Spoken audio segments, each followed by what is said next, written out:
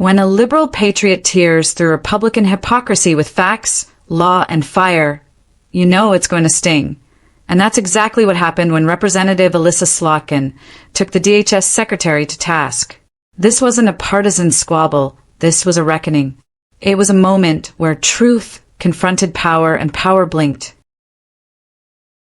But what I'm concerned about is that you've taken the mandate to close off the border beyond going after, as you say, the, quote, most dangerous illegal immigrants. I'm a CIA officer. I worked my entire life to protect the homeland. If someone's here illegally, they need to not be here. They've committed a crime by being here. They need to go back to wherever they're from. But my concern is that either through sloppiness or intent, you have gone far beyond going after the, quote, most dangerous illegal immigrants and gone into legal immigrants who were given the ability to be here, and even American citizens. And when I think about that, you know, there are lots of people in this country, including me, who have families who fled this kind of environment where they have no rights, where they have no due process, where they don't have habeas corpus. So while I'll be the first to say, coming from a state that was won by Trump, that there is a mandate to do something about the border, I think it is absolute dangerous overreach to go beyond that and start picking up American citizens and people who have the legal right to be here, lawful immigrants who have done everything right. So first and foremost, do you acknowledge that your department has made some mistakes, any mistakes, in going after either American citizens or legal immigrants here in the time that you've been in office? We have not deported any U.S. citizens detained, or people get interviewed. If they get interviewed and they go through that process and we find that they're U.S. citizens or legal immigrants, they stay in the United States. Have you deported We have to go through the vetting process. Have any American citizens, including children, been deported during your time in office? We have children that mothers have chosen to keep with them. So those by my count, you have 10 American citizens, including children with cancer, who have been deported out of the country. I understand you're saying it's their choice. But it's hard to imagine a small child having a choice. But have you gone after legal immigrants? Again, your standard in your opening statement was the most dangerous illegal immigrants. Does that include PhD students and master's students at colleges across the country, unarmed? Are they the most dangerous illegal when they have status and no weapons? I don't decide who gets status through a student program. This Department of State decides that, and we enforce it. Oh, come on. That's what our Department of Homeland Security does. I just would offer that, again, I have no qualms with going after folks who are here illegally. That is not my concern. That was part of my job, was to prevent people from coming here illegally in a former life. My concern is you're sending a chill down the spine of America by going after people who either have legal status or American citizens. And when my colleagues ask you about habeas corpus, and you say, literally, we can review the tape, that you believe it's a right the president has, you sat here in front of all of us and swore an oath to the Constitution, and that is not at all what habeas corpus is. It is a right that we all get, that American citizens get, that people who are in the United States legally have.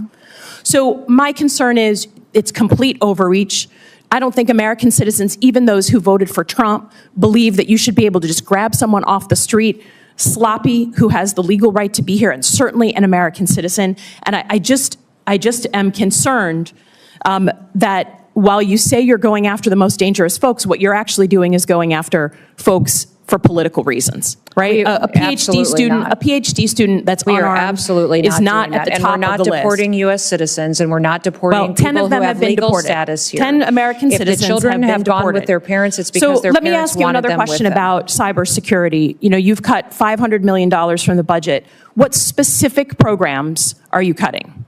Because there are programs that really aid states and locals that we depend on for cybersecurity. And we know that right now, while we may have good security in the federal government, if you are a local state official, you're depending on the federal government. So have you cut The ISAC program, the program to states and locals on cybersecurity. The president's recommended budget has a reduction in $491 Does it cut million. that program? I've heard the and what talking it's doing point. is Does it putting cut the CISA program? back on mission. You and it's can't ensuring say that this is the most cybersecurity is going to be strengthened. You cannot say it's the most cyber secure administration if you're cutting the program to my state and to your state. It will and if you be look when on record, that's what you've cut. I yield.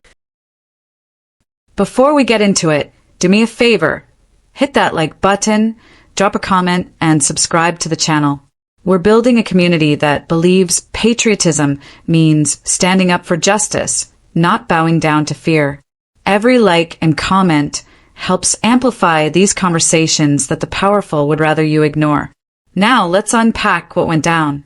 Representative Slotkin, a former CIA officer and lifelong public servant, faced off with the Secretary of Homeland Security and asked a question that should have been easy to answer.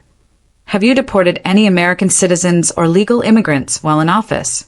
You'd expect a confident no, and here's the proof. But instead we got bureaucratic dodging. We got vague language about vetting processes and choices mothers made. Slotkin wasn't having it. She pressed harder. Because when you hear reports that children, including American-born kids with cancer, have been deported alongside their parents, something is deeply wrong. You can't hide behind procedure when lives are being destroyed. You can't call it law enforcement when you're trampling on the law itself. Slotkin's frustration was the voice of reason in a room that too often rewards power over principle. She made it clear that while Americans do want border security, what we don't want is a government that forgets the Constitution in the process. We don't want fear-mongering dressed up as patriotism. We want justice, accountability, and basic human decency. She reminded the Secretary and the nation that our Constitution doesn't say citizens only. The Fifth Amendment protects persons, meaning every human being on U.S. soil is owed due process. That's not a liberal talking point. That's bedrock American law. It's what separates our democracy from the kind of authoritarian regimes our parents and grandparents fought against. When Slotkin called out DHS for sending a chill down the spine of America, she was naming the real danger, not migrants, not asylum seekers, but the slow erosion of our rights under the banner of national security.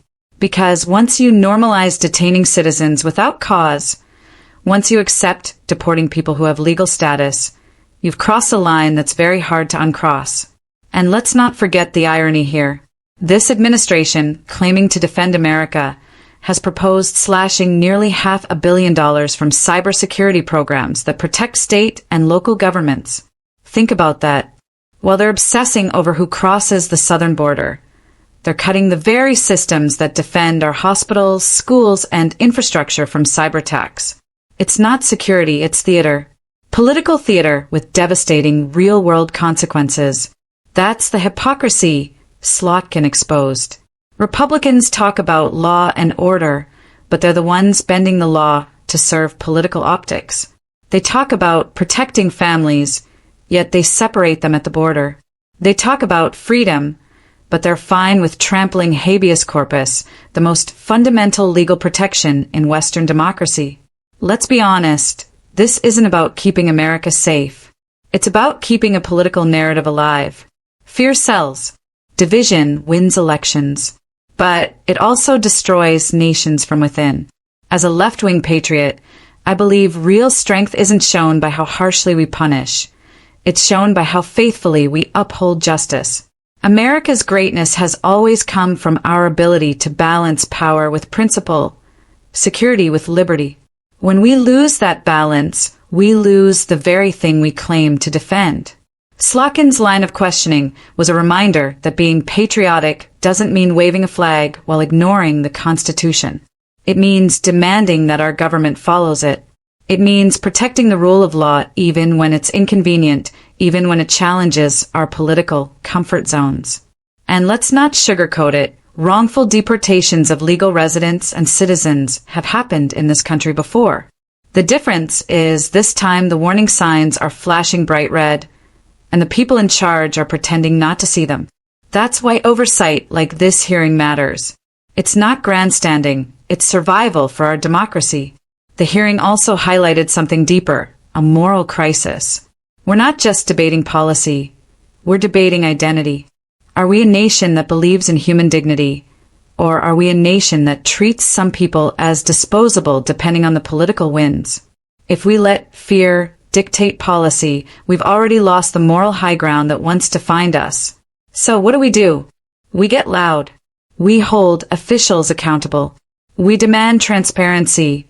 Publish the data on deportations, on detentions, on who's being denied counsel. We support organizations that fight for legal representation. And we don't stop paying attention when the headlines fade. Because this isn't just about migrants or students or even the border. It's about every one of us. If the government can ignore the Constitution for them, it can do it to you next. That's why what Slotkin did matters.